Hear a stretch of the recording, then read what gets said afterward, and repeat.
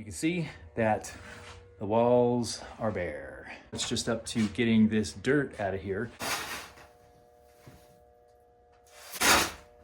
After clearing away the dirt, we can see the footings along here have been rotten away. So I seem to have a bit of a dilemma. What I should do is fix that wall.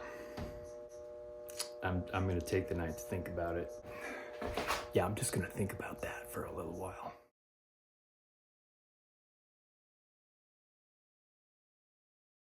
All right, so I thought about it, and what I'm gonna do is what I should do, which is the right thing, which is to shore this wall up, replace the rotten wood on the bottom. But what I'm gonna have to do in order to do that is take up some of this floor, much like what I had to do on that side of the shop. I'll put a link to that video in the description of this video. So in the meantime, I am going to need to remove a bit of this floor in order to get to the wall. So one of the things that really got my juices flowing, I guess, about having this place as a shop is all of this space, but also these two big double doors. Now, they're definitely wide enough to fit a trailer through it, but the height is the problem. It's only 90 inches. I need a minimum of 93 to get a small trailer in here, and it just doesn't work. I was willing to go with it because of all the space and because of the history that I have with this place and this building, but I did pitch the owner on all of the repairs. They know I've done a great job with the other side, with the floor shoring up and the wall, everything, and they know I'm gonna do a good job on this. It behooves them to go ahead and work with me because it's going to help save their building. What I pitched was, okay, I have to get rid of a little bit of this floor in order to get to the wall. How about I just take all of this floor out, take it to the ground, shore this up, and leave it that way. That way, I can drive a trailer through these two doors because I got an extra foot. He said, go for it.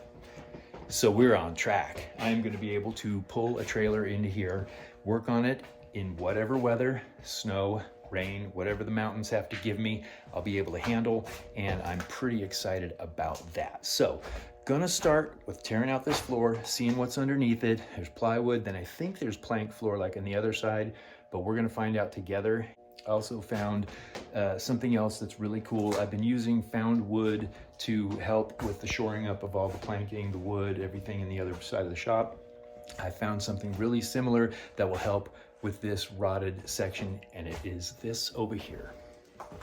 So across the drive here, in this little area that I actually helped build when I was about 19 years old, is this 6x6, which is very long and very good shape as well. And I am going to be able to use it to help shore up that entire bottom section of the wall that we need to be replacing. So, having said all that, let's get to tearing out this floor.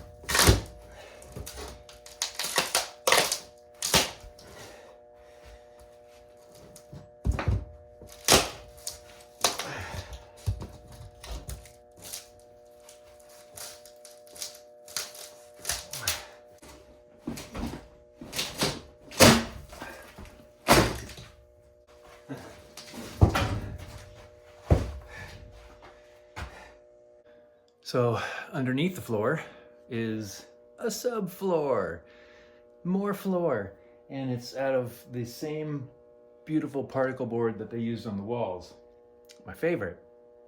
All right, so this is obviously going to take a while. I'm at least going to get this part up and get an idea of what's underneath it before I kind of move on, which I'm going to do, but I just kind of want to know what it is I'm moving on to, just for my own mental stability. Oh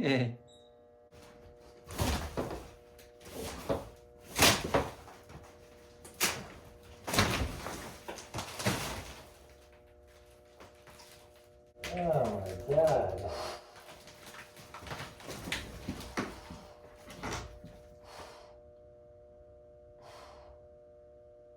So yeah, when you lift the subfloor off and all the planking and the supports come up with it, probably a good decision to remove the floor. I want to just cry. Ah! I did not sign up for this.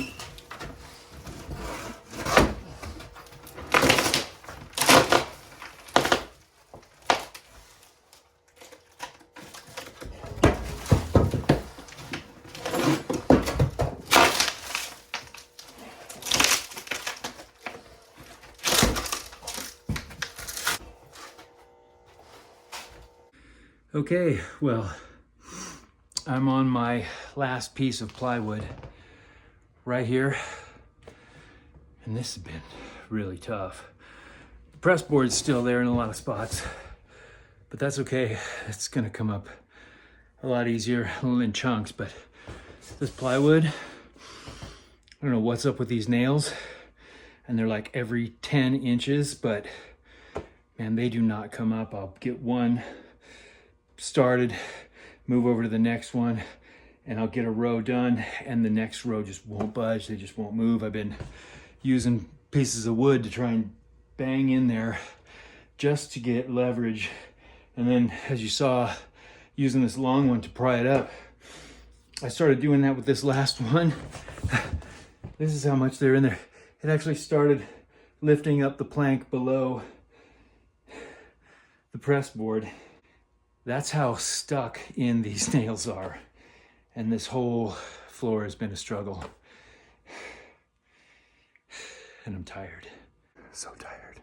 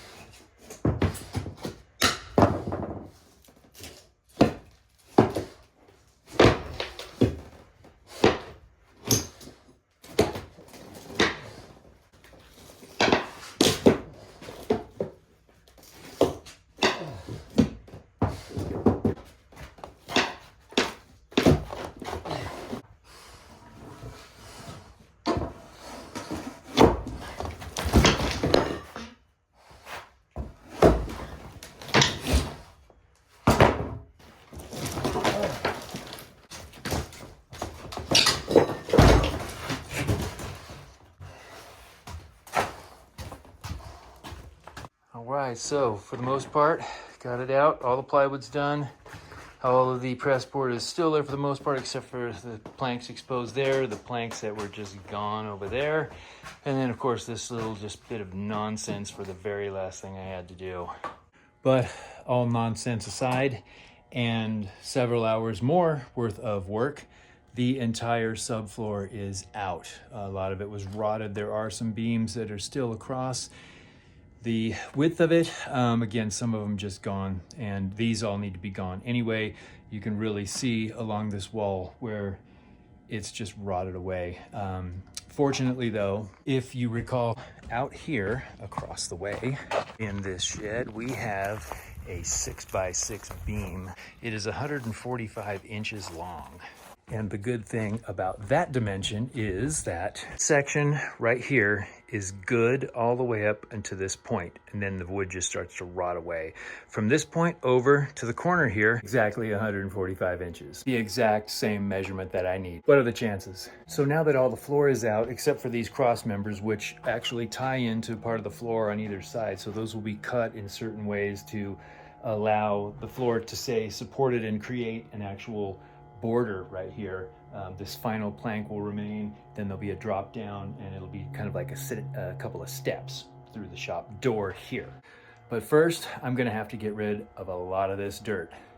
Everything that's level with these supports, it's gotta go. It's gotta be down below the level of these supports, much like this, where it's well below. This is the entryway. That's ground level right there, where I'm gonna wanna start rolling trailers in from. So that pretty much needs to be the depth of this entire floor area. You can see there's actually even a little space underneath this. it needs to be this depth, and they slowly terrace up and up until it's filled right to the top and even over the top of some of these other beams. That's a lot of digging. And as it turns out, that lot more digging that I was talking about turned into a lot more digging, because now that I've got all of the flooring out and I'm trying to think about excavating that, I thought, well, after I get these supports out here, maybe I can just get a bobcat and scoop all this stuff out. But that's not in the cards for today. So I started to just excavate the wall, and I'm not super thrilled with what I found. Let me show you. So while there are concrete supports here along the wall, which is good, they are not quite lined up with the wall. So that means it's kind of like they put all this floor structure in there, put the heavy beams across to these concrete pilings, but then built the wall at the end of the beams, which is just a couple inches beyond the support. So long story short, I need to just not use what's there. I have to actually dig those out and move them about 4 inches that way. Super fun.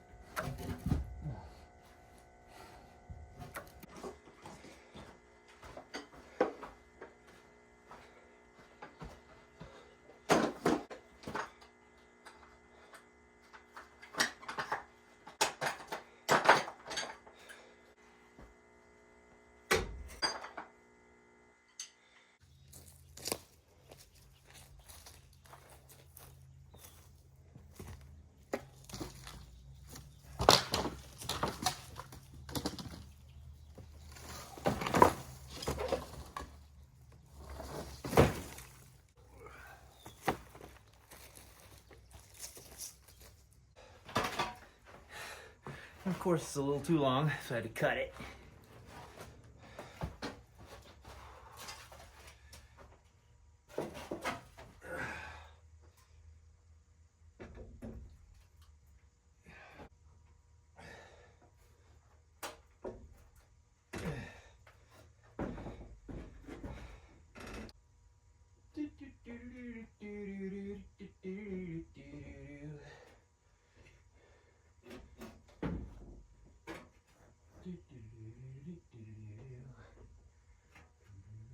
All right, let's see if this works.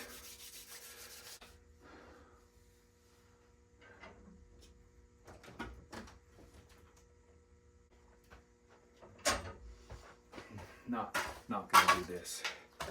So I started having a problem that when I was jacking up this, the jack was starting to want to do this. And that's not good, so I did this.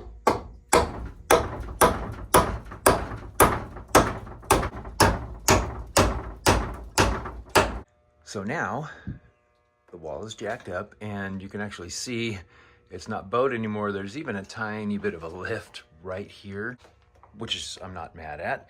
The thing about it is all of the siding on the wall. So it's all been nailed off to these studs and it's sort of like set in its ways, I guess you'd say. So that when the wall started lifting up and lifting the header there, what happened was these stayed put a little bit. And so the nails started pulling out of the top of these two.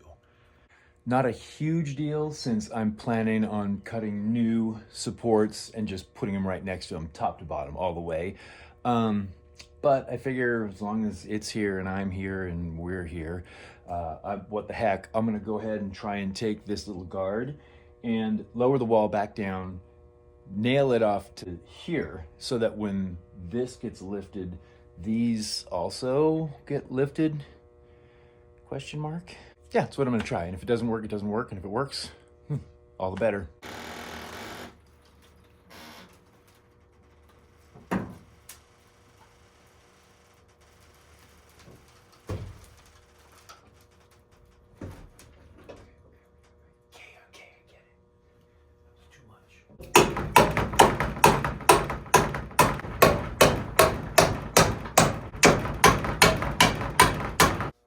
Fingers crossed.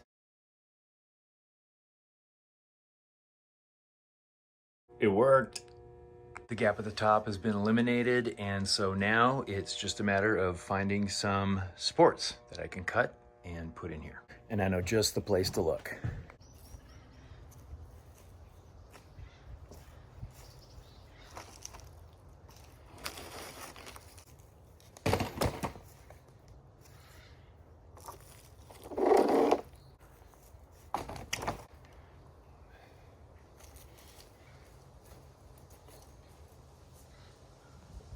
So these are pieces of the old floor, which we will recycle, reuse. They're in really good shape, except up to the end. So we're just gonna measure them to size and lop the bad ends off.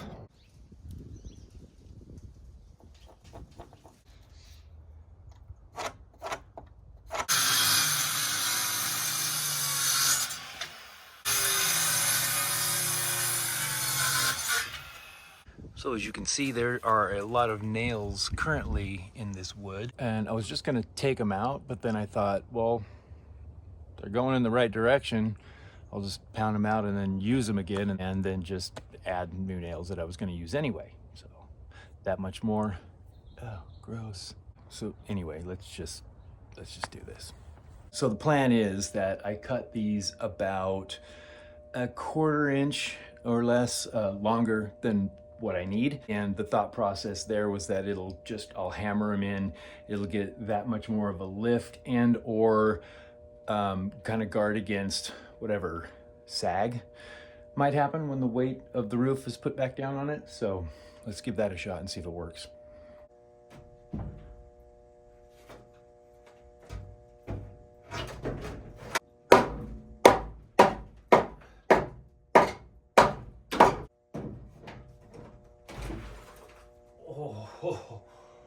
Oh, that just moved the entire wall. But it worked.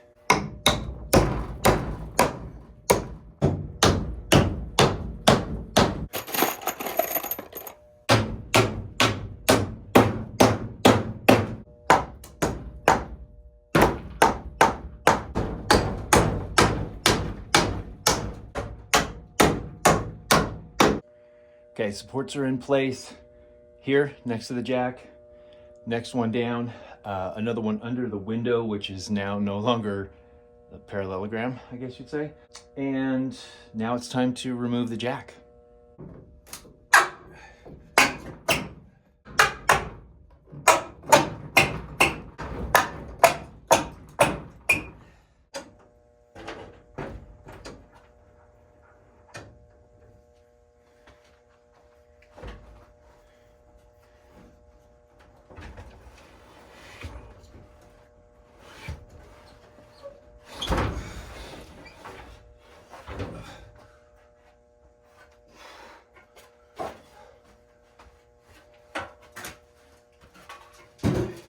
Looking good. No more sway in the middle. Posts are centered over the concrete, so not just on the big beam, but also over concrete, as well as this one here. And yeah, nice fresh wood on those. Probably put one here in the middle of the window, and we got them here, here, here. So now that the wall is shored up on the bottom, now I need to talk about these big monsters. Monsters, I mean the big double doors. So these doors are very big, very heavy, and they're basically hinged off of this one piece of wood here, which maybe at some point had some wood between it. There's nails there, so what I need to do is put some wood in between these two, and then what I'm going to try and do is run a bolt with a big washer on it that will then hold the weight of these doors. I'm going to do those on the top, but not so much as the bottom. So here we go.